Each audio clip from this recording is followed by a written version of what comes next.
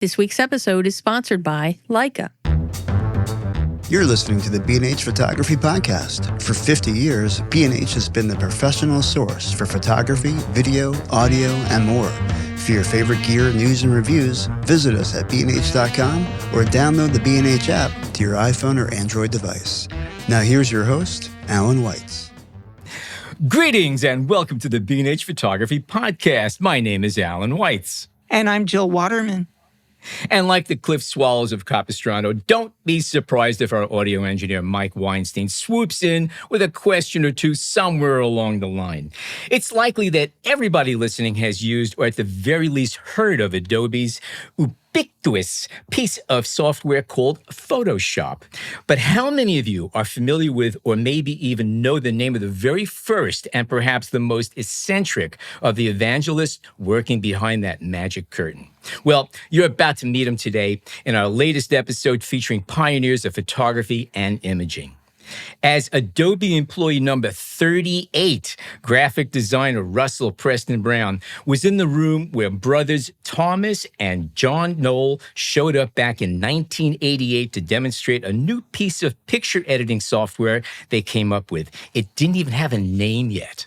Suitably impressed with what he saw, Russell made a beeline to Adobe co-founder John Warnock and uttered the impressive, "Buy it now." 35 years later, Russell has not lost an ounce of passion for concocting magic with digital imaging tools and for sharing his knowledge with other users during his outlandish workshops and events. In addition to introducing students to new technologies, Russell's infectious energy has also helped inspire an exchange between image makers and developers to make Adobe products the standard by which others are measured.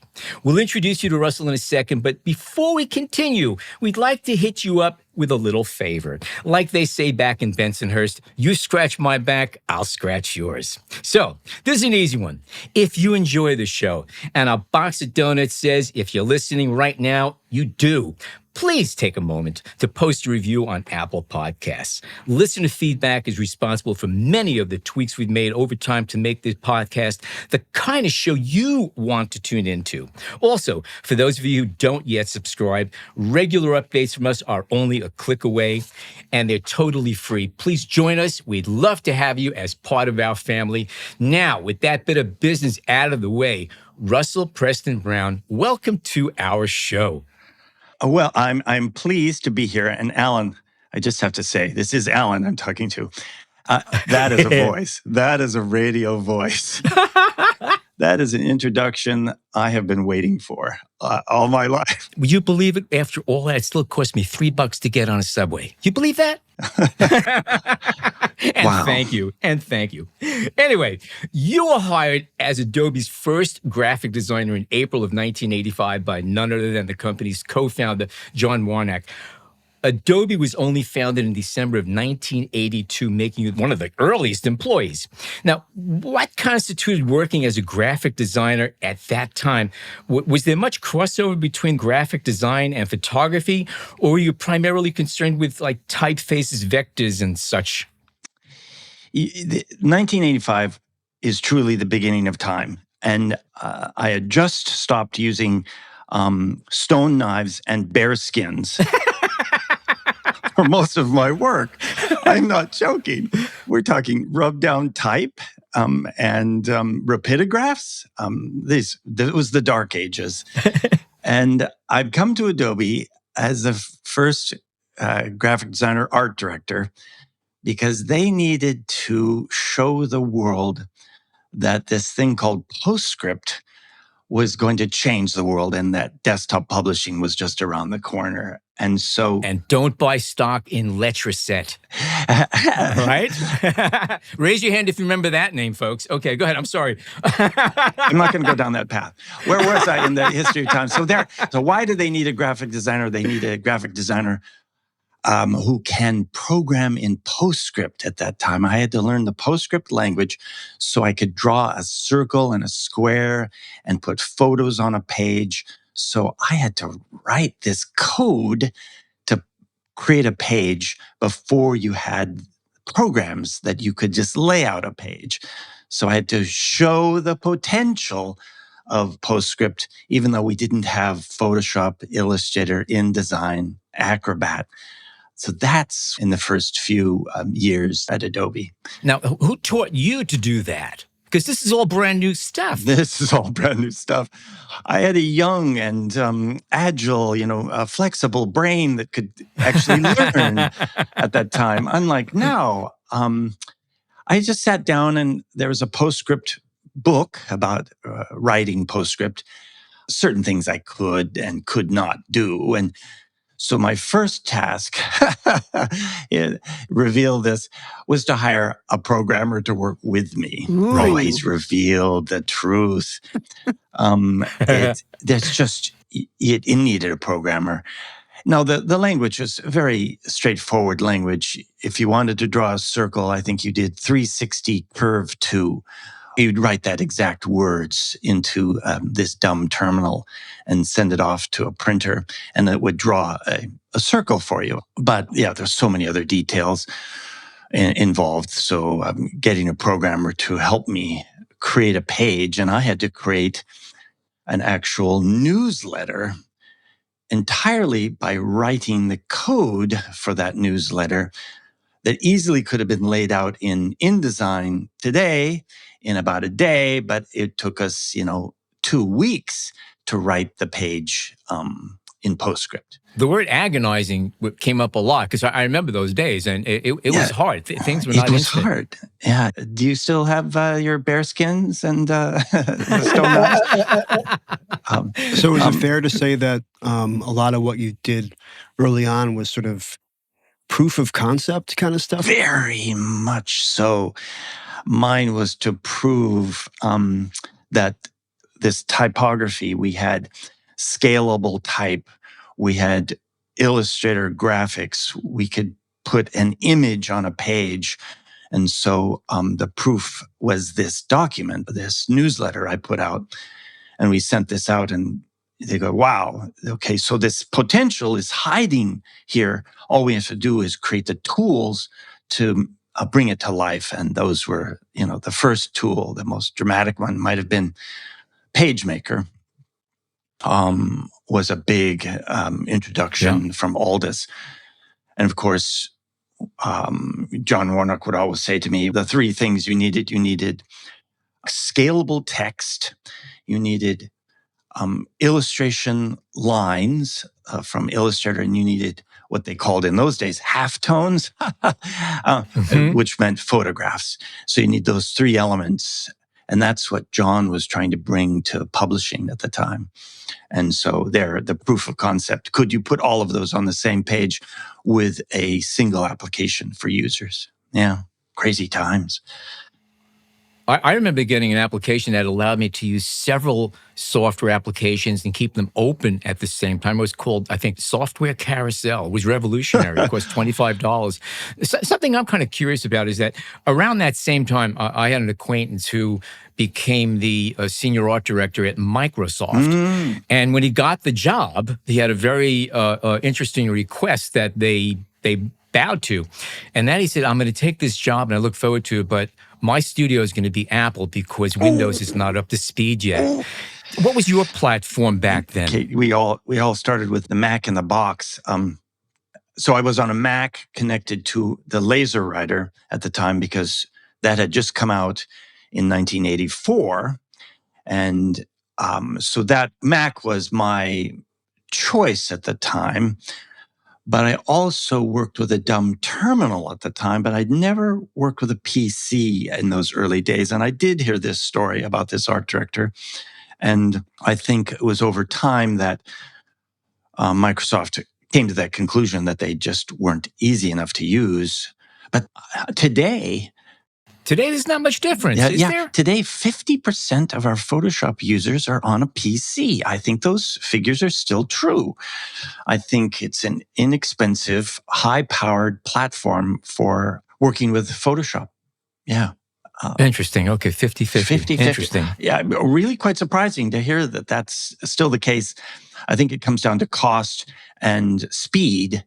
And the processing speed, you can get so much more power for the buck on a PC platform. And once you get into the PC world with Photoshop and have a nice monitor, you are sort of insulated. You're now inside of Photoshop, all of the controls. And now that we have the cloud working with us, I think its interface is somewhat invisible. But I got so caught up in dealing with the Macintosh. I remember one of my worst days in my life was, oh, Russ, come on, you need to promote the PC. You need to do a demo in front of 1,000 people using a PC. Oh, what a mistake. What a terrible demo. Oh, I was so lame. I'm surprised they didn't laugh. A Macintosh user using a PC for the first time. Oh, again, shivers. Moving on. Later that day.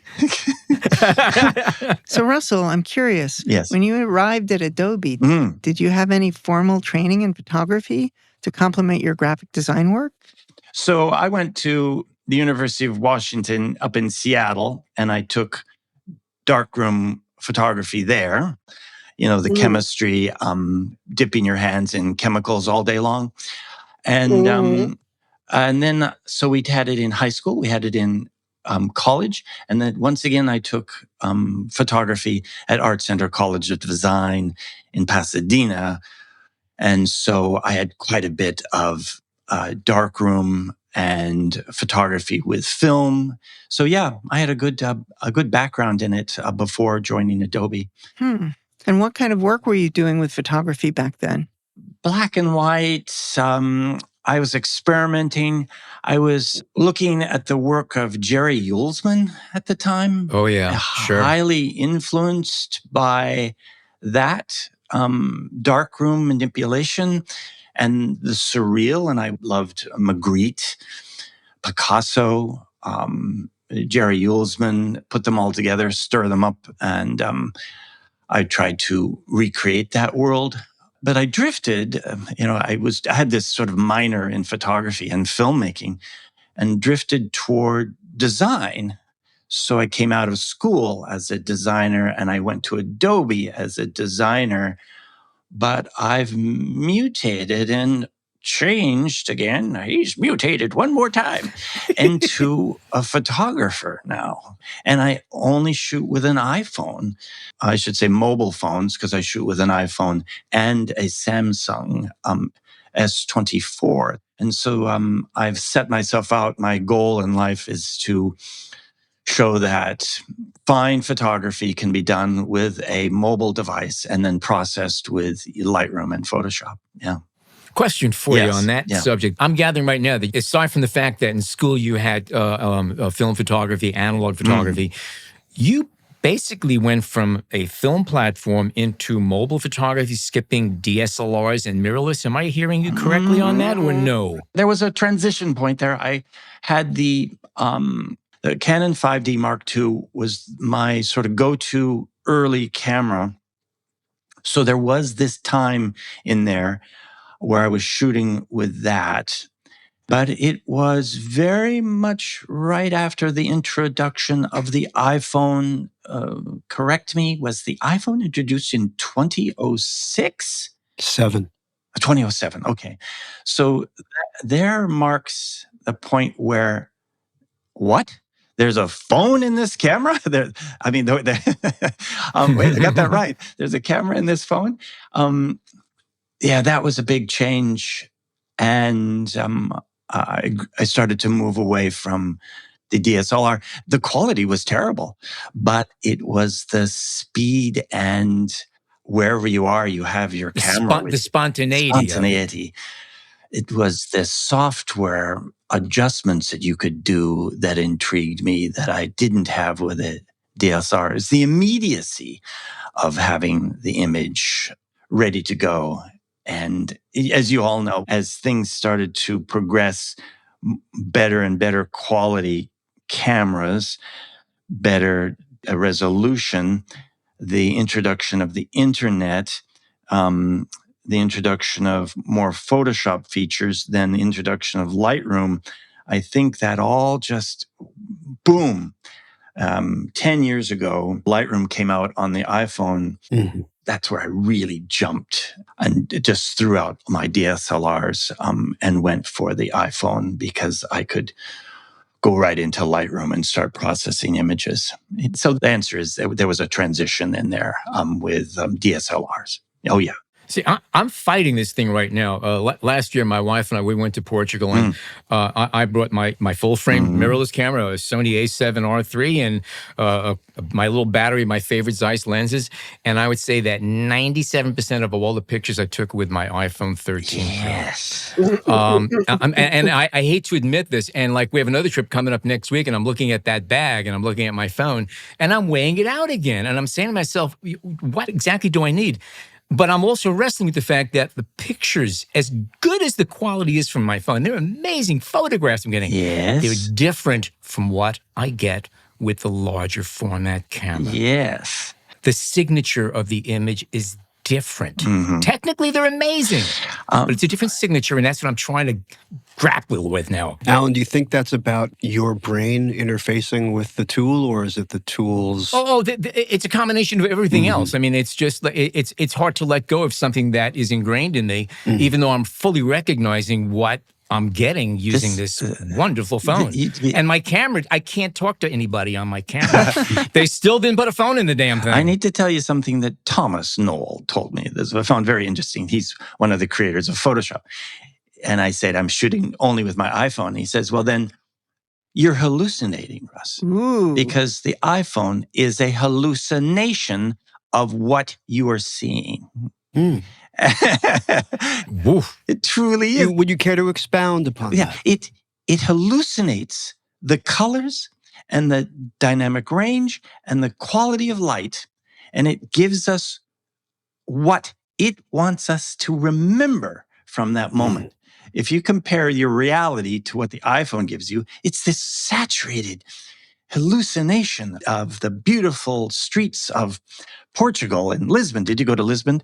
Oh, yeah, sure. And I look at my images and he's a little bit right. They are a hallucination, an exaggeration. They are how the programmer at Apple interprets the pixels that we take a photograph of.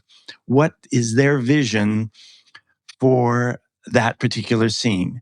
Now, you've all gone quiet. Russ is out of his mind, or Russ, that's an interesting point you make. No, actually, you just confirmed Yes. something I've been saying for a while, and that is that when you're talking about reality, reality, I always say, is a concept for people with no imagination. So you're kind of confirming that for me, Okay. photographically. When Thomas Knoll said it to me, I started to agree. I do like, what do I love about the iPhone? I love the fact that it always makes my skies bluer than they are in reality. Yeah. And so I love that, and I want that look. And does a DSLR, does it give you more? It's not processing it. There's not a programmer between you and the pixels. Well, I guess maybe there is. Somebody's interpreting that pixel as it. They're trying for a more accurate representation of reality. And they give you. And I think that trend's happening in phones as well. They're becoming a little bit less psychedelic. Psychedelic magic mushroom moments. Well, there's actually a cultural thing about the color that we see in our photographs, and that is, it's a known fact that cameras designed in Japan from like Sony, Canon, they do have a more saturated and a slightly warmer a palette, because that is the cultural preference of that part of the world. Whereas if you were to take a comparable photograph with, say, a Leica, it's more neutral. And they always do that. In fact, the difference between the Panasonic point-and-shoots and the Leica point-and-shoots, which are one and the same, is that the Panasonic version will give you a slightly punchier, warmer image compared to the more neutral Leica image from the quote-unquote same camera. That's interesting, Alan. Just a quick aside into the audio world. The same phenomenon crops up in audio. Records that are made and mixed and recorded and mastered in Japan have a different sound to them. Wow. There's something about the cultural aspect that's infiltrating some of these technologies. Kind of cool. Yeah. How does my trend, I'm trying to move the world toward mobile phone photography. It scares my friends at Canon and Nikon. Does it scare people at B&H, if I can bring up that subject. No, obviously it is. Again, I'm not hanging out with the buyers, but I'm sure they're concerned about that. You're partly to blame, Russell. I have been told that I represent 1/2% of the world's users. Right. So I think, can I take us down a path of interest that does bring us back, please, to purchase of products? I'm trying to promote, and I think it's, for me, it's really exciting, is shooting strobes with my phone. And so I have Profoto gear that I'm buying in combination with my phone. There is no logic to this, ladies and gentlemen. I should be really using a DSLR with my strobes for higher quality, but it's a phone.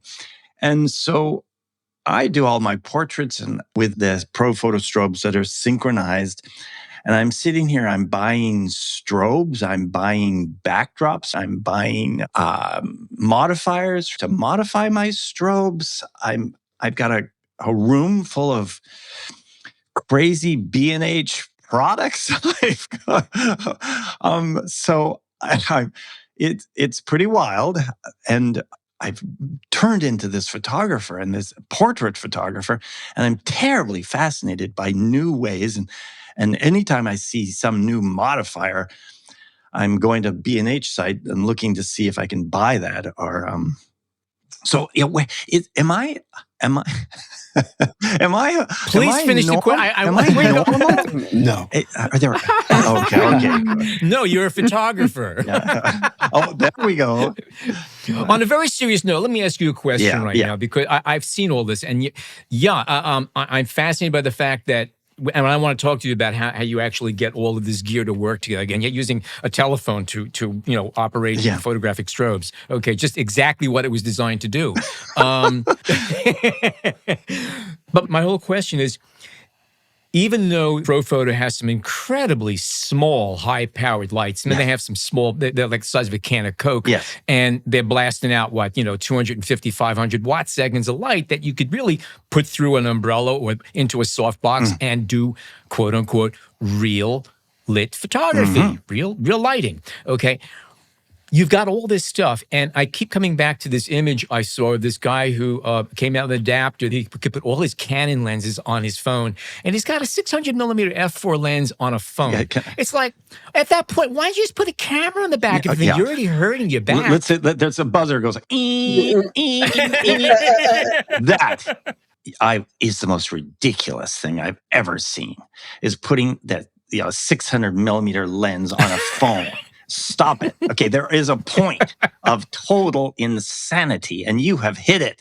And I'm ready to slap those people. Even me, I'm using an iPhone to do mobile photography, but no. So where's the cutoff point? No. That is comparable to putting a 6-foot spoiler on the back of a Volkswagen from the 1960s. Okay, why did you put that 6-foot spoiler on the back of your Volkswagen? That guy drives around your neighborhood too. It looks powerful and looks good, but is that really logical? So a very good point. There. I think I don't. When I show my stuff off, I like it to be mobile, and I want to be able to have my iPhone and my strobe in one bag. And I think that's where Profoto's going, not to ring their bell too much, but they've got these new pop-up modifiers that you don't have to struggle to pop up a modifier. They just pop open.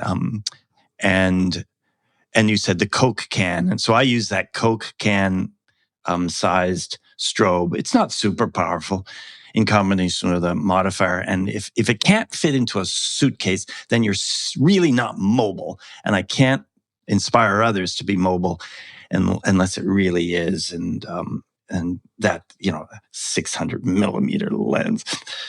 However, I am thinking of photographing the upcoming solar eclipse that comes across the United States using a Samsung phone in their 20x mode, which is an optical zoom built into the Samsung. But I won't be putting the 600 millimeter lens onto my Samsung. I will be using the built-in lens. I think that's much more practical. Do you have to take any precautions by aiming that magnification at the sun? Yeah, you can destroy... I'm going to change my voice again. How many phones did you ruin during the solar eclipse? No, ladies and gentlemen, let's make it clear. Russell Brown is going to put a solar filter on his Samsung phone. Okay, thank you. To protect the lens, or he would destroy that. He would burn into the sensor immediately if he pointed at the sun. So he's got a solar filter over there, which blocks.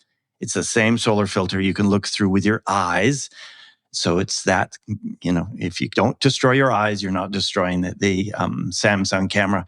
But at the point of totality, when the moon is directly in front of the sun and there are no more rays of light coming toward our eyes, at that point, I would take the solar filter off of my Samsung phone and I would start to take some bracketed exposures of the solar eclipse. It's that fine detail that we all familiar with, the corona spreading out into space. And I did an experiment during the annular eclipse with the Samsung, and I was really quite surprised. I even captured a sunspot on the sun with the Samsung S23. Yes, I'm using an S23.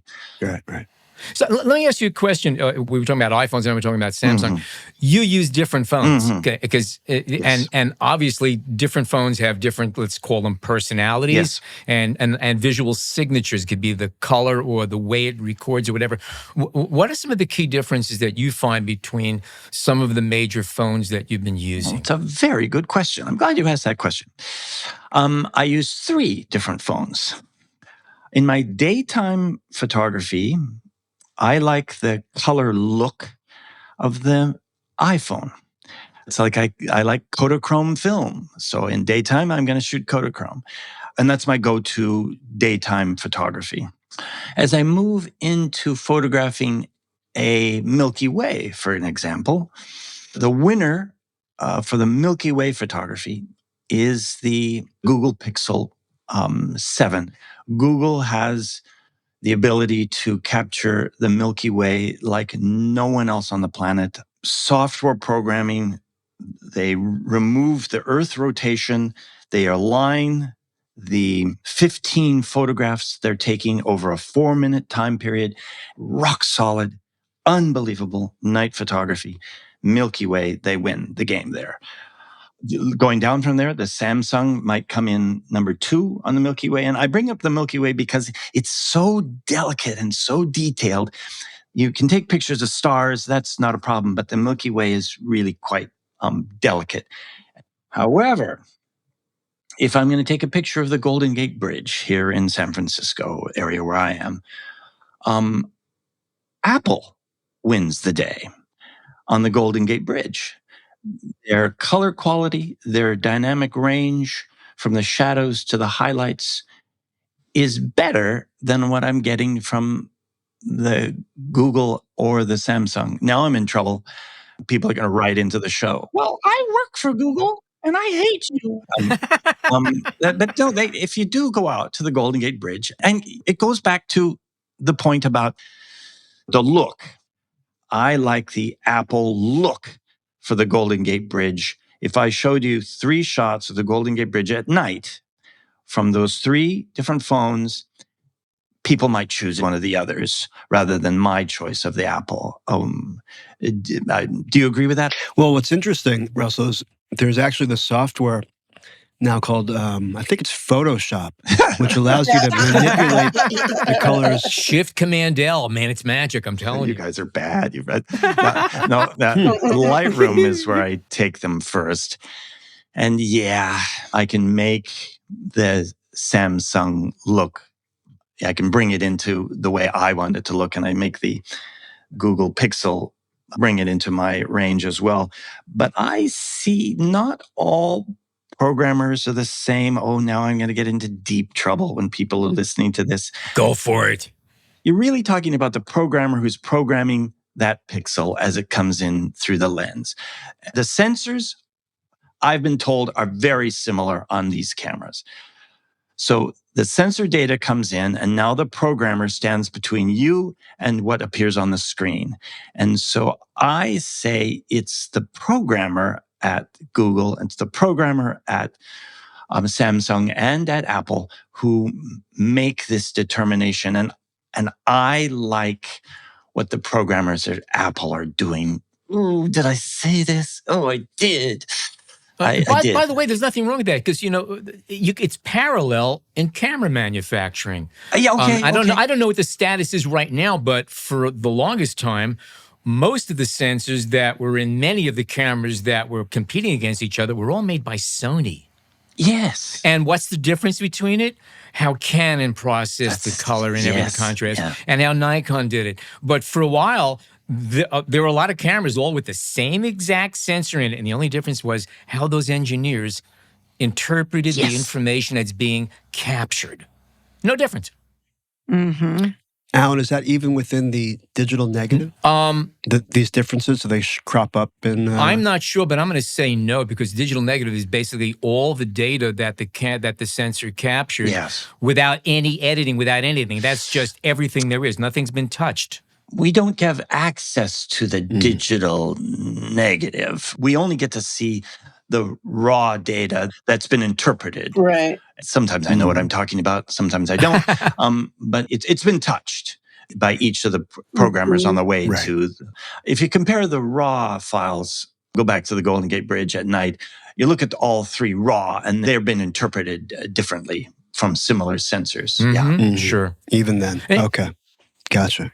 Yes. So, Russell, on that note of interfacing with programmers, what in your history with Adobe was your experience in interfacing with the programmers in the development of Photoshop from the earliest days? I have a funny thing.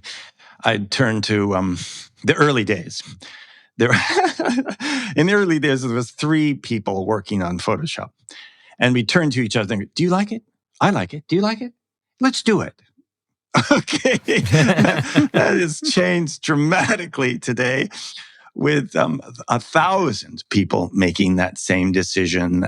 I just think back to those early days of making decisions and getting things done, obviously, a little bit faster. Did we do them better back then? I don't think we did them better. But I enjoyed working directly with programmers. I still do enjoy working directly with programmers. And what's even better, and now I'm going to get in trouble with Adobe, I love to sort of do skunk works and sort of work directly with a programmer and come up with something that's unique and different, but don't take it through a committee. Ouch. And so I don't get that opportunity as much as I did in the past. Maybe on some personal projects. That's why I went off and made actions and scripts and panels for Photoshop so I could jump in and make my own tools built within Photoshop. And I did that several years back and worked directly with a programmer. And that was one-on-one with a programmer. And again, do you like it? I like it. Let's do it.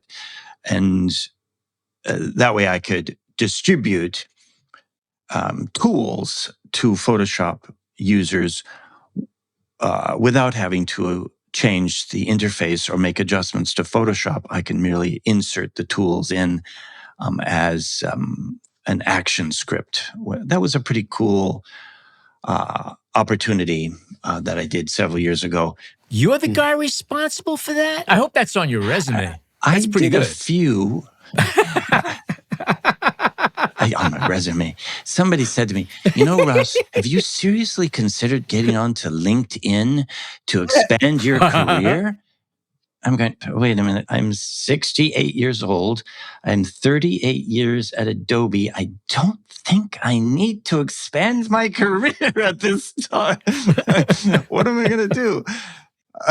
Okay, no, I'm slowing down. Let's make it the record.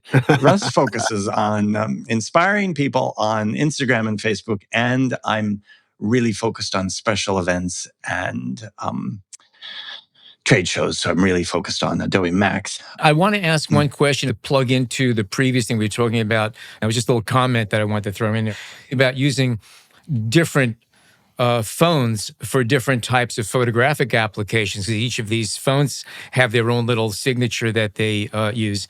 It reminds me a lot that I was told Brian Wilson of Beach Boy fame, he uses recording studios the same way.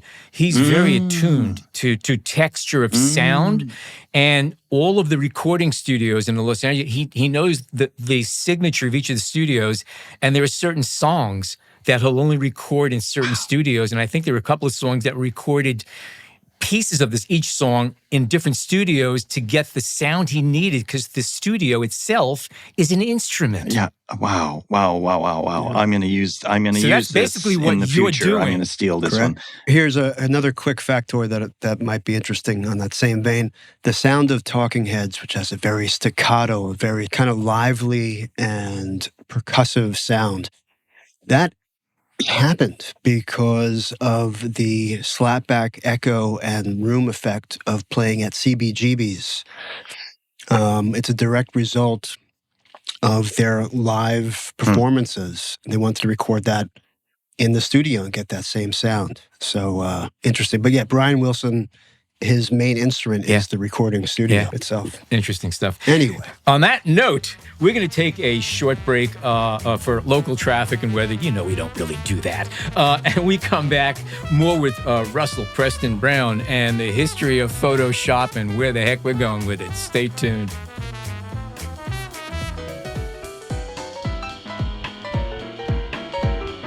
The renowned optics from Leica are not just for cameras anymore. The Leica Cine 1 ultra-short-throw laser TV projectors come in 100 and 120-inch models that present vivid color, 4K imagery, and 3D sound, while also functioning as a smart TV. The projectors pair with 100-inch daylight or 120-inch cinema projection screens that are viewable in bright daylight or in total darkness. The Cine 1 laser TV only needs to sit a foot from the screen to reproduce lifelike color and a sharp picture, bringing a true cinema experience to your living room. Head on over to bnh.com for more information about the Leica Cine 1 laser TV and companion projection screens. Okay, we are back once again with Russell Preston Brown, one of the original people from Adobe, and he was there at the very birth of Photoshop. In fact, he bought coffee and cookies for everybody at the hospital after the birth. Anyway, Russ, you're described as being the first professional evangelist for Photoshop, and early on you gave separate presentations for design and photography communities. Since photographers tended to be a tough sell back then, what kind of rapport did you have with the photographic purists who were against manipulation of any sort? And I know that they exist. Boy, there are stories. It was a challenge in the beginning, and I reached out to photographers and I reached out to designers, and the designers may have come a little bit later in 1988 when I approached designers with Adobe Illustrator and Adobe, not InDesign at that time, it was Illustrator and our type library and PageMaker at the time. Right, that's right. But if we go back to photographers, I can clearly remember one moment that sort of opened up my eyes to the resistance.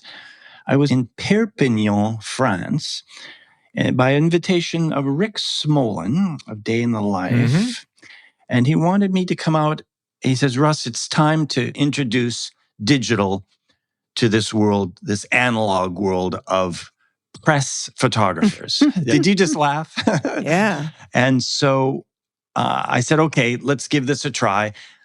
They're doing all their sessions in Perpignan. Hardcore photojournalism there. Oh, hardcore. Whoa. And so I'm stepping into the lion's den, and they're just ready to claw me up. And huge resistance. I'm the evil one. I'm set aside in a little side room, and many people came in cloaked so their friends wouldn't see them going in to talk to me. It was so. And Did they put you wow. into a lamb suit just to get? Yes, yeah, and scented with the. Oh yes, and so I came out. I survived it, but it was very, very interesting to feel. I wish I knew the exact date of this. And then the early 90s, I had slideshows, I gave presentations, but extremely skeptical that digital would ever become anything. And Photoshop, adjusting my images and accepting a digital camera in this forum was just unthinkable at the time.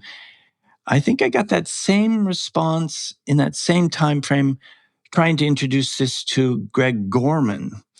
And Greg would just, no, you show me the day when a digital camera can have equal quality to this 35 millimeter piece of film, and I think, quote, Greg Gorman, I will never switch to digital. I'm always going to keep on using film. That's what I said in the 70s when I gave up my record player, my albums. I was the first to jump away from albums. So that was an interesting point. The early 90s, huge resistance. But I think it was because there just weren't enough cameras of quality at the time. And we can see this progression of adoption of digital from photographers totally based upon the quality of the cameras. And I must have had every camera known to man when it came out on the market. I think it's important to keep in mind also for our listeners who were not around there at that time and in the market, and that in mid-90s, early 90s, you can buy for about $17,000 to $25,000 a 3.2 megapixel camera.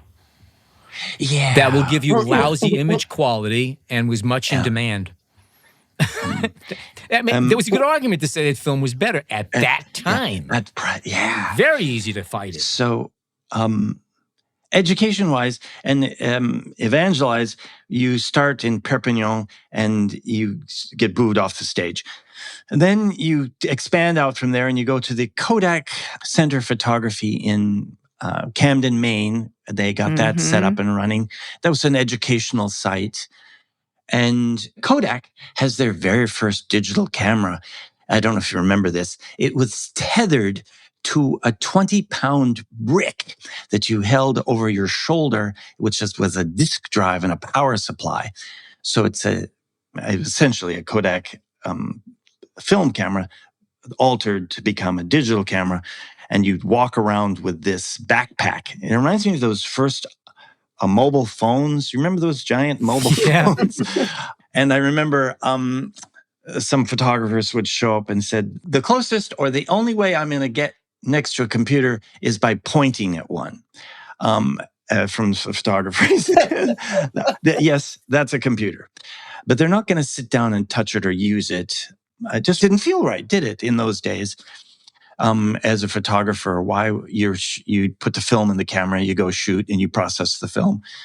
It was uncomfortable. It was, it's, okay, you're going to learn to drive a car. It was very slow, too.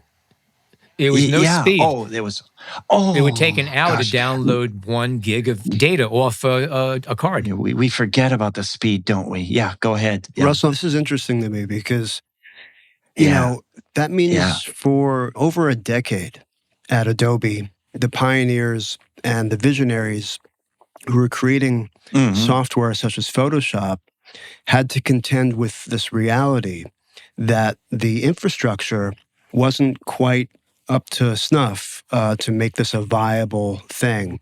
But there was never a diminishment of the dream. The dreams were different. Remember, I said the halftones earlier? The dream, our first goal, was prepress and taking images and processing them and creating CMYK output for a publication. And so the photographers came a bit later. And so I think we were moving down that path. And I think Thomas Knoll and others at Adobe were seeing the new cameras came out. And it wasn't until Thomas Knoll got an advanced Canon camera, I think it was, or was it Nikon? And this thing, Camera Raw, came out. And that's when there was another change. There was a shift. And the camera manufacturers were starting to take interest and understanding how serious this was getting, because they were coming out with RAW support at the time. And that really was special to photographers, the ability to access the raw data. If we're looking at this sort of timetable, first came the basic camera, then a little bit higher resolution, more portability, then RAW came along again. Boy, I wish I'd say RAW is late 90s. It's funny that you bring up RAW. Steve Sasson, who we interviewed a couple months ago, who heralded in the digital camera, expressed a similar problem, which was that they created a compression algorithm that threw away 80% of the data, but the resulting photograph was indistinguishable from the photograph if they just captured all of the data from that sensor. But even though it was an indistinguishable image at the end of that result, selling that idea of throwing away data, throwing away, quote, detail, resolution, was something that didn't pass the smell test with photographers. And he had to really sort of sell that. And then I think what you're saying is, when this idea of we don't have to throw away the stuff, you can have all of it, that really clicked for some photographers. Is that right? Yeah. Each camera manufacturer in those early days thought of their RAW files as being better than everyone else's. And they also hid the secrets behind their conversion to RAW as a corporate secret, that this is the way we interpreted the bare data from the sensor, and we're giving you this raw image. And in the early days, they wouldn't even tell us how they were making this conversion. And Thomas Knoll had to reverse engineer the raw data from the Canon and Nikons, and then come out with a profile that we could use in Photoshop and Lightroom. I think it's a little easier these days. The camera manufacturers share their information about their camera profiles, because we have to come up with a camera profile for each new camera. Can you believe that? Gosh, that's a lot of cameras. I can, because I get an update every week for a new camera set. That's another interesting point. My camera is better than your camera because we interpreted the raw data better than you did, was another thing that came out. I remember in those early. Right. We have better color science. Yes. Yeah. We can equate that back to, we have better chemistry. That gives you a good idea of the early days. Yeah, it's amazing. So what about looking at where we are with software, Photoshop, Lightroom, and digital imaging now? And looking at the generations of users, the users who are older and who are a tough sell, but have adopted digital imaging, and then the younger people who grew up with these tools. Do you see any differences in the way people use Photoshop and Lightroom? Being the older, I can represent the older user. And I know that I'm slow to adopt things, even myself. I stuck to Photoshop for the longest time. And then Lightroom came along, and I didn't think I was so much of a Lightroom user until Lightroom Desktop came along. I wasn't the type who liked to sort my images. However, I'm not a wedding photographer. I'm not a professional photographer. I don't have to have images to a client within hours. So I didn't go down the path of Lightroom Classic, but Lightroom Desktop jumped at me. And I think that was also planned for this new user, as you were discussing, the younger user. Desktop gives you the powers and capabilities, but in a sort of a user-friendly, approachable interface, and also stretches all the way down to your iPhone and your iPad. And that's the other thing that's just blown me out of the water. It changed my life, is the ability to shoot with the phone, transfer to Lightroom on the phone, then Lightroom to my iPad, and then from my iPad to my desktop. I've got this whole workflow to process my images. But thinking back, I think certainly that the new kids on the block are learning Photoshop in high school. And that's just one of those things that they're learning to use very quickly and easily. And I equate it back to, I don't know, I'm an old codger. I took typing class in the 70s. And I thought, well, this is the dumbest class that I'll ever take, to learn to type. And now these days I realize how important that is.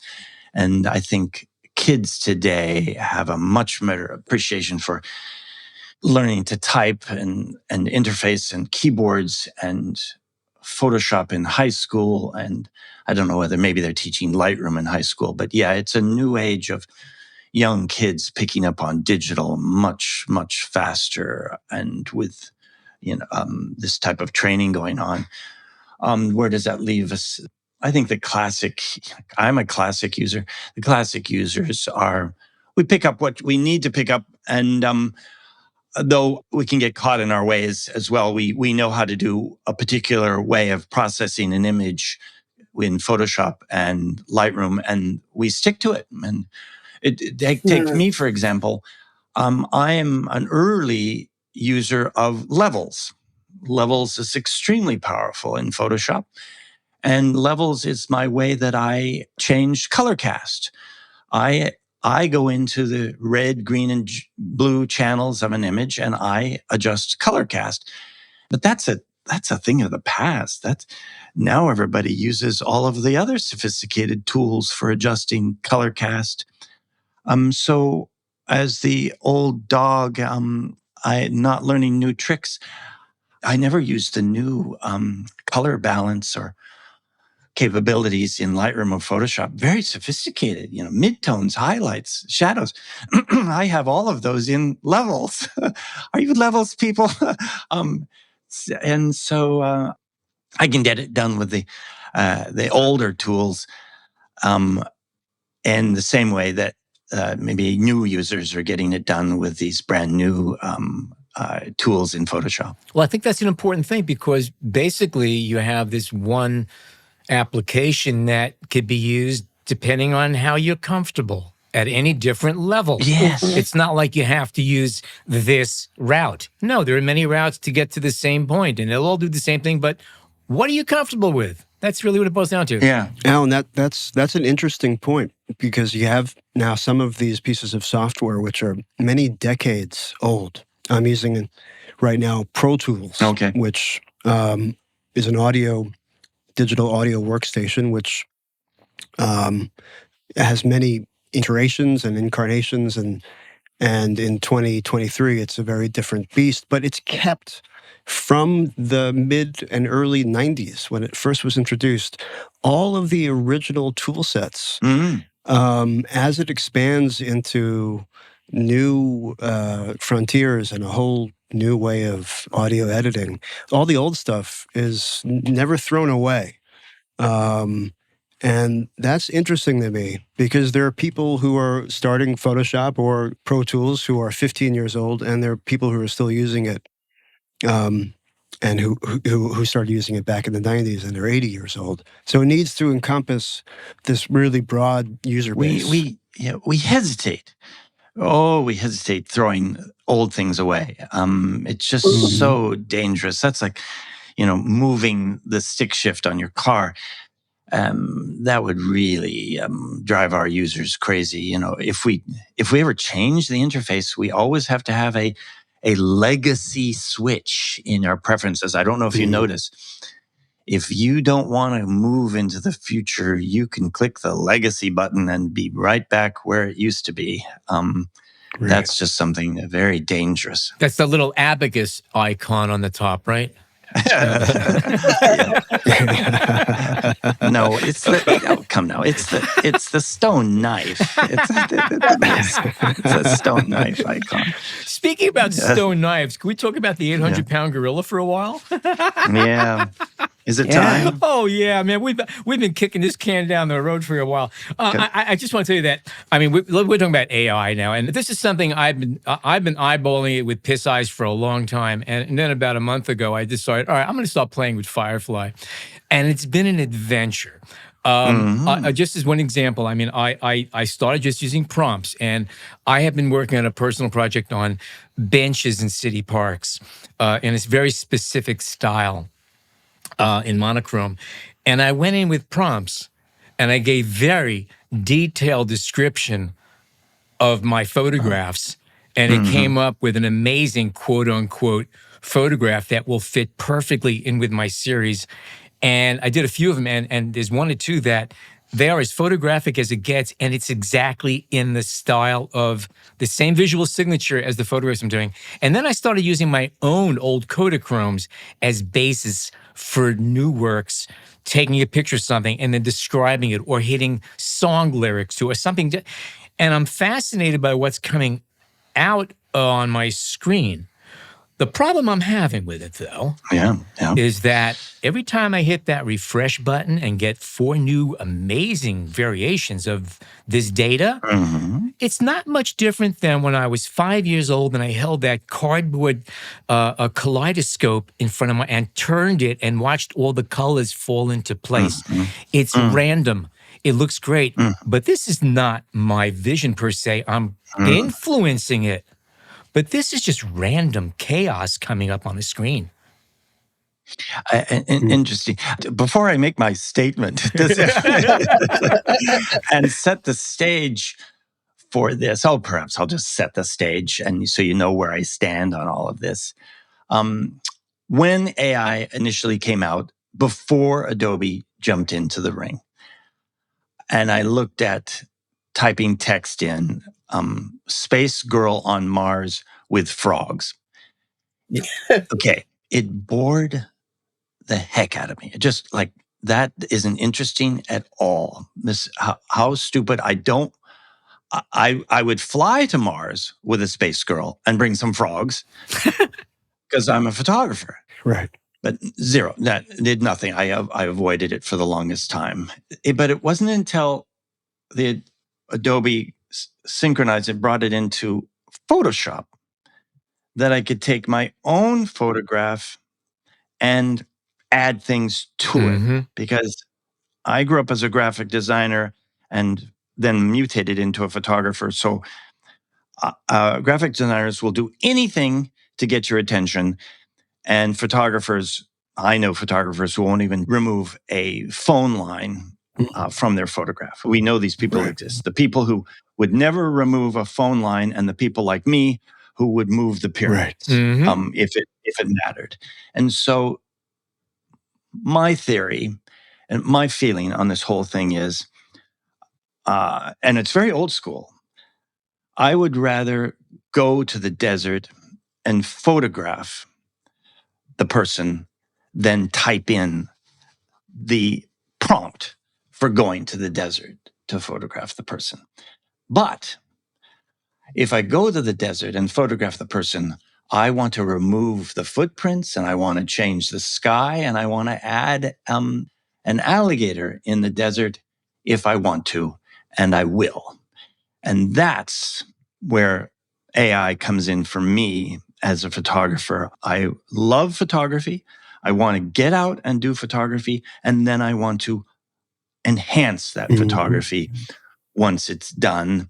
It's a little bit old school. I could be the Greg Gorman saying, I'll never give up film, but I'm here today to tell you that I'm never going to give up real photography and going into the field, but I'm going to supplement it with AI.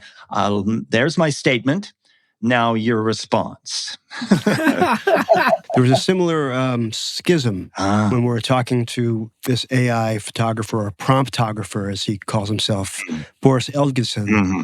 And I made the argument that, cameras and walking around in the world are what people are still going to do. Yes. And it's going to be kind of boring to just sit in a basement with a computer and an internet What connection. about a 20-year-old? What about a 20-year-old? It's new to the world. Yeah, keep going. Yeah. Yeah. I mean, Yeah. I get it. But it still feels that, there's real things out there. And you want to go for a walk sometimes. And you want to be out in the world. And virtual reality is not there yet. Soon, I guess. It's going to be so realistic. It's going to drive us crazy. We're going to build the pleasure dome, that's coming. But for right now, I think, Alan, you can back me up on this, but I think that's sort of what the people I've spoken to, they sort of augment their photography with the help of these artificial assistants. What do you feel about augmenting photography? In my position, I get attacked by trolls unless I tell you exactly what I augmented. I see a lot of stuff being done where people do not say that they've augmented their image. Well, I think 2 new cameras over the past week, I think, have signed up for some sort of digital signature in the capture process that authenticates. Yeah, Leica have that going on. I think Sony also has made a stab at this, at stamping in with some sort of cryptographic signature that this was taken at a certain place at a certain time. I use it do I use it haphazardly? I use it as if it were stock photography. I know I was a big stock photographer. If I needed a cat, I would go find one in stock photography. I needed a small cat in the windowsill. I'm the guy who would paste it in because it added to the story. It added to the image, and there was not a cat on the windowsill. Is that you can discuss whether I'm evil, but I would go to stock. I'd find a cat. God, you'd have to find the right cat. You'd spend hours finding the right cat with the right lighting, and then you'd paste the cat in, and it wasn't quite the right lighting. And so my life has changed. I just make a selection and say, add a cat. And it adds a cat in the shadows. It adds the lighting. It blends it into the edges. It's addicting. It's magical elixir. It's a drug. It's a drug. It's a whole new. Do you know what it is? I'll tell you one of the key things that I think it is, and this is what I find, and that is that as a photographer, I'm photographing what's there in front of me. Yeah. All right. And you could fake a certain amount of stuff and you could fudge things to a certain extent. As an illustrator, it's all what my mind's eye can see. All right. So that cat can be right or wrong. It doesn't have to be there. It can be there because it's an illustration. It's not quote unquote real anyway. But now we have a third sort of category, and that's the promptographers who are putting in stuff now, maybe starting with an original photograph and adding to it, or just creating an image just out of prompts. And in that case, there's no difference between a prompt-generated image and a watercolor or an acrylic illustration for the New York Times Sunday Magazine section. Oh, goodness gracious. The editorial has gone crazy with this, haven't they? Oh, goodness. It's a whole new world, whole new palette. Yeah.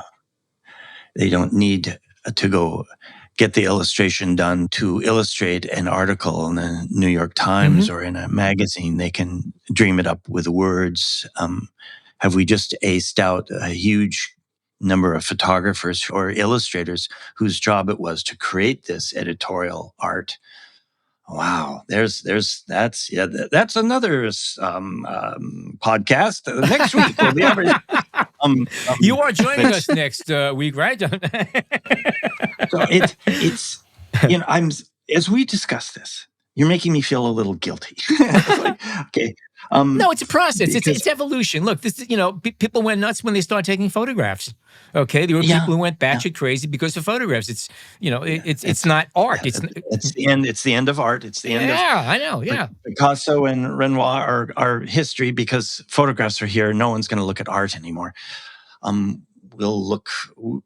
will we prize a real photograph? Well, in fact, you can say that photographs ushered in someone like Picasso. Yeah. And most AI looks cubist. It's just gone round the circle. I remember I remember a photographer who joined one of my events. I'm not going to mention the name. And they were learning Photoshop for the first time, and they were mesmerized by the fine edges. And they took one of their classic photographs, amazing classic photograph, and they did fine edges to it. And I was ready just to vomit to see what they could do, the bad things you could do with Photoshop. And just yesterday, I got an email from a photographer who had done what you'd done, and they used AI. And I had this vision again, using the tools incorrectly. Oh. I could even go farther back. Think about typography. When typography was able to do that on a Macintosh, really bad typography came out from the Macintosh. Really bad things came out of Photoshop. Really bad things are going to come out of AI. Yeah. But maybe good things will come out in the end. Is there hope?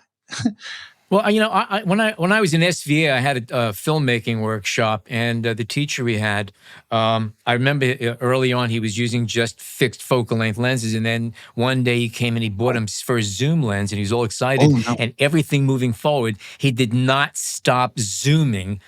It's like you got sick watching his stuff. All he did was zoom in and out the entire range because it looked so cool, nonstop. It's the same thing here. People, it's a new toy, it's novel. They're going to exploit it, get real tired, and they say, okay, what's essential here? What's bullshit? Yeah. It's a good analogy. Hopefully. Wow. Yeah, where will it go? Where will it go? And it's moving too fast. And it was a terrible film in the 70s called The Forbin Project, where a computer took over everybody's lives. I don't remember that one. No, it's so old. It's so terrible. It was so terrible. It was so old. I hope it got lost. But will Photoshop become conscious in the near future? And So, Russell, yes, from your perspective, really in the midst of all of this, do you have any idea about what's down the pike, in 5 or 10 years' time? Well, I can tell you, this is only guesses. I do not know the facts. Higher resolution, higher quality, mind-blowing things we can't even think of today. That's where we're going. I think it's going to be a crazy world, and I just think how lucky I am to have been born in this time, this crazy time. The things I've seen, the technologies that have happened are mind-boggling and amazing. And, there are bad times happening now, but they're technology-wise, some really, from a creative point of view, some remarkable miracles are happening that excite me and motivate me to be more and more creative all the time. So one thing you talk about with shooting with the iPhone is that it involves fewer available pixels than other capture devices. Oh, I got an answer for this one, too. But you mentioned the idea that rather than more pixels, the future will tend towards smarter pixels. Where did I say that? I said that once. You did. Did I say that to you? We're going to link it in the podcast show We're notes. holding you to this. You're not getting away with this one. We're holding you to it. Smarter pixels. Explain. So nobody wants a lot of pixels, especially on a phone, because you want to transmit it to your friends and you want to share it instantly and quickly. So the future, it's all about computational photography, and that's where we're going. And it's Apple, Samsung, and Google. By the way, they are all going for computational, and it's going to be a miracle, and they're going to take all these photographs, mush them together, and give you these amazingly accurate, small images. It's going to reinterpret it. Is it fair to differentiate computational photography from digital photography? Yeah, you capture a single photograph with a single sensor. Or do you capture 10 photographs with the same sensor at different settings and then merge them together. Mhm. And it's the array. It's basically HDR. Yes, it's a bit like HDR, isn't it? In that you're capturing the multiple photos, and that's probably what they're doing. It's actually like good HDR, because do you remember when HDR was first a thing? There were so many people that would do bad HDR. Sorry, I had to laugh into the microphone. The analogy, Wasn't- Jill, seems to be coming up over and over again in this conversation. When a new technology emerges, people sort of play with it, and often in retrospection, those first attempts at being creative look a little bit coarse and sort of untamed and not finessed. And then when people get used to it, they sort of get better and better. But the thing is, I think there's some people who sort of get stuck. Maybe it's like the one-trick pony thing, and they don't learn how to get better or how to evolve past the gimmick. Well, how many people do you know that have a style? It could be illustrators or photographers, and you could recognize their pictures right off the bat because it's the same as every other picture they've taken. Mm-hmm. All right, it's kind of the same thing. You find something that works, and it works, and I'm not going anywhere else because this is working, and everybody likes it, and I don't want to, rock the boat. And it takes somebody who says, okay, this really works, and let's try something else. And it's the same thing, I think. I mean, people they exploit it all, and some people learn that, okay, this is a little bit too much, got to throttle back a little bit, and those are the people that move on and get better. And some people just keep, keeping all the filter sliders all the way to 10 because it's cool, Yeah, that's where HDR did go. I remember moving all the sliders to give it that coarse, edgy, that, all the edges glowed. I must admit, I liked that style. Crusty. So it became an illustration. Yeah. I was more a style of illustration than anything else. But I do love stylizing photos. And that's another point. How many times have you seen a portrait that's been just over massaged to the point of like the plastic skin? Right. Look, good retouching is like good acting. You're not aware of a good actor, okay? It's the same thing, okay? Tickle it, but don't let anybody know you tickled it. Just know when to stop. Right. I hate a bad actor. Russell, one thing I wanted to follow up on, you were loath to make a prediction of what's coming down the pike. I'm curious about, in terms of 10 years from now, there's some general things, but you can't get too heady about it. I do have another prediction. Yeah, and I'm interested to hear that, but I'm also interested to hear about previous predictions. Excuse me. I'm laughing. I am the worst. Yeah. You asked me, did I see desktop publishing coming? No. Did I see how far Photoshop was going to go in the digital era? No. Did I know that pumpkin lattes would become crazy in California? No. I'm not. Oh, gosh. I'm the worst. But when a good idea does come along, I can tell you it's a good idea. Because I did think of another prediction I had around AI. And this is not anything that Adobe's working on. And I must say that publicly right now. It's only something that's come up in my mind. I haven't heard of anybody working on this. Nobody's working on this. It's completely out of Russell Brown's imagination. Oh, boy. But what I want is the future that I've got 10,000, I have thousands and thousands of photographs I've taken around the world. I want my own personal AI. I want to submit my photos to a training program. I'm sure this is going to happen someday. And here are all my photographs. I want you now. I'm going to type in model standing on a sand dune in Death Valley. And I've taken Death Valley photographs. I've got models, and it's going to make me a photo made entirely from my photo. Alan, there you go. Alan, you asked have that mentioned question. this numerous times. Yes. Yeah. Yeah. That's the future. That's So the working on future. your own data set. Yeah, because again, the Yeah. same thing here. I mean, I've been shooting since the 60s, and I've got Kodachromes going way back and digital files, and I want to be able to take my library and build on my imaging, create images that I couldn't do the first time around because I didn't have the technology to take this image in my head and get it down on a screen or a print. So here's another one for you. You're about to retire, and you go, I need a little bit of extra money. You're going to sell yourself and your library for others to buy. A marketplace. Yeah, there will be the day when we sell our data set to make a little bit of money while we're in the old folks' home. And I want to talk to you about that.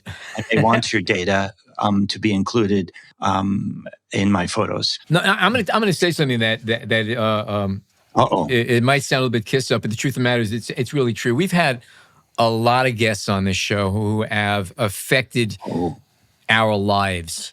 Definitely, okay? But you could definitely have really changed many of our lives through the things that you did that became real, that are now tools that we use, that we accept as being the norm, but you're the one who banged your head against the wall to make them there. So on behalf of all of us, thank you.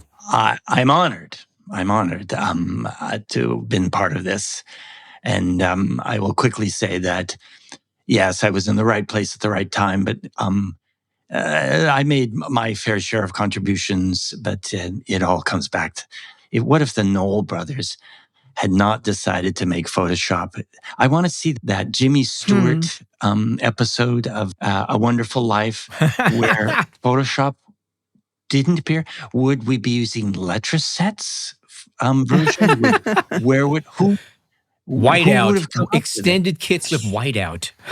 have to. Would there be multiple versions? Would Microsoft have one?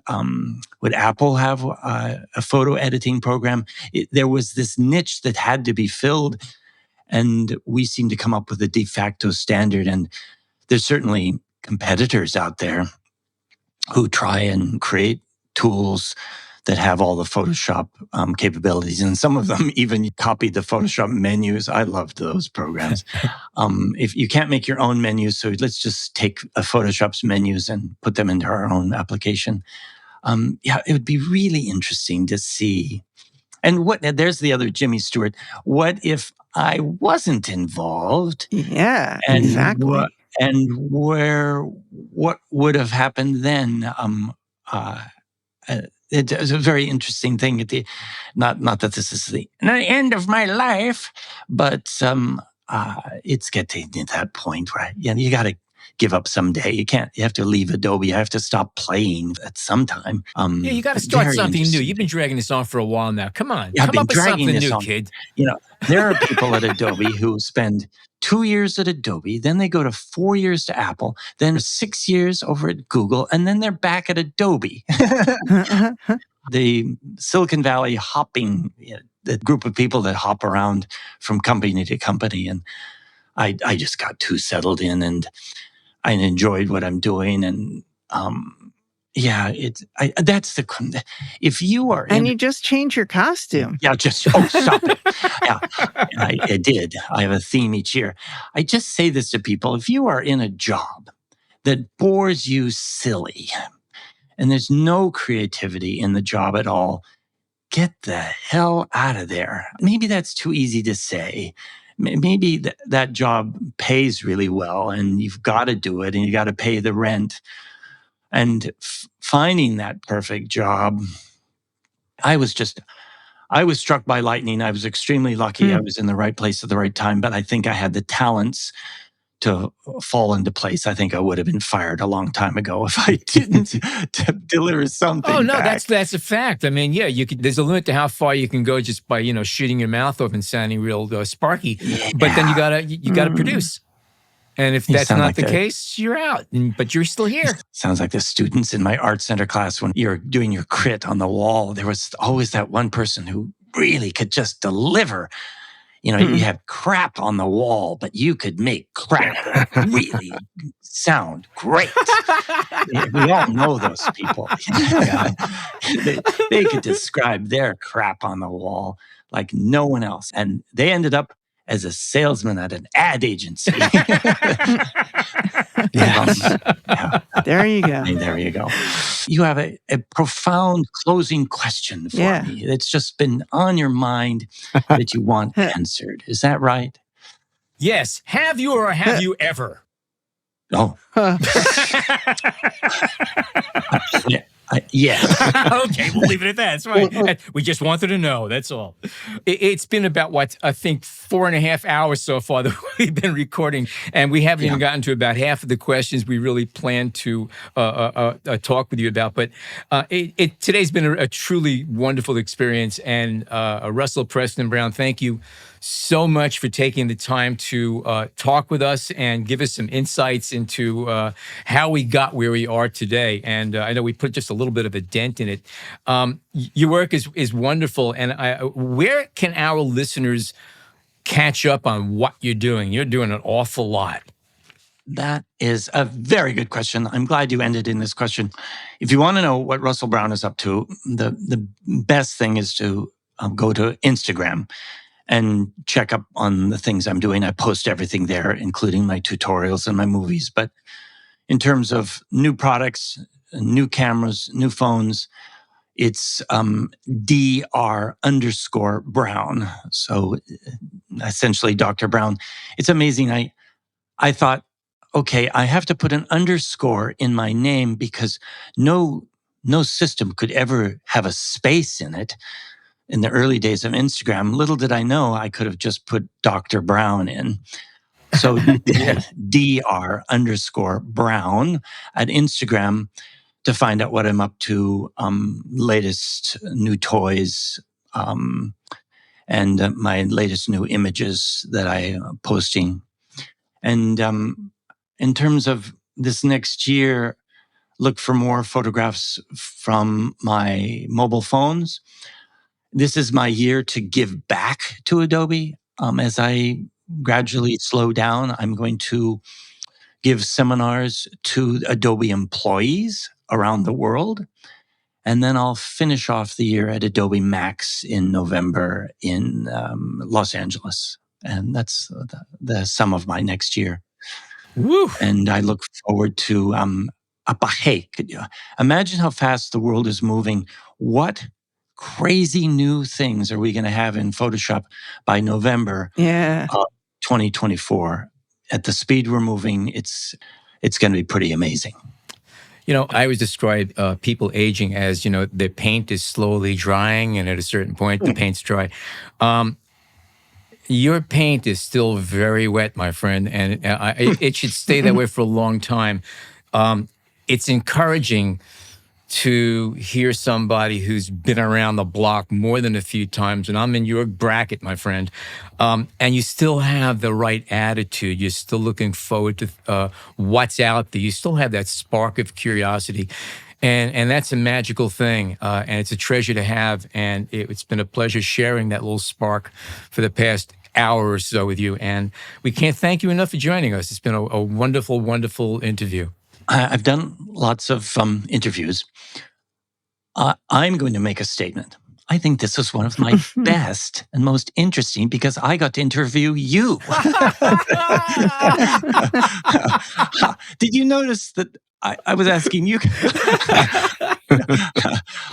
So that's my idea of a great interview. And I thank you so much for inviting me, and I appreciate it. Thank you so Russell. much. It's great. It's wonderful. It's been a great chat. And if you don't invite me back, I'm gonna cry. Oh, no. You're coming back, my friend. You're going to be back in that seat We've got to again. invite you to come to New York. Yeah, that's right. I need to get out to New York. I need to go to the elevated, the High Street. Yes, the High High Line. Line. High Oh, Line. yeah, I need to go to the High Line. I walk down the High Line, go to the museum at the end, catch the latest museums in town, and do my Come New York. to the B&H Superstore. There we go. Maybe I'll tie that in to some sort of photographic event. We'll figure something out. You know, we had a big 50th anniversary conference in September. 2 days at the Javits Center. Yeah, that may become the next Photo Plus. So Oh, I see. Keep me informed on that. I think it'd be fun to do a live on stage thing like this. That would be the To an audience. And we Yeah. also found a Yeah. place that you can get a sandwich for under $60 within the walking distance of Javits. Which is But is it a good sandwich? yes, Oh, it's very yes. good. Well, then I'll take it. If it's a good sandwich for under $60, hey, come on. Okay, again, Russell Preston Brown, thanks a million for being with us today, and you'll definitely be back in the studio with us. There's so much more that we want to talk about. If you are a fan of this show, but you're not yet a subscriber, head on over to Apple Podcasts, Spotify, or wherever you get your podcasts and click subscribe. You can also find us on the Explorer blog, where we post photos from our guests along with our show notes. And please join us on Facebook at the B&H Photography Podcast Group, where you can share your favorite photos and comments about the show. I'm your host, Alan Weitz. Jill Waterman is our creative producer. Episodes are recorded, mixed, and edited by technical producer Mike Weinstein. Our executive producer is Bjorn Peterson, and our editorial director is Sean Steiner. On behalf of all of us, thank you so much for tuning in today. Thanks to Leica for sponsoring this week's episode.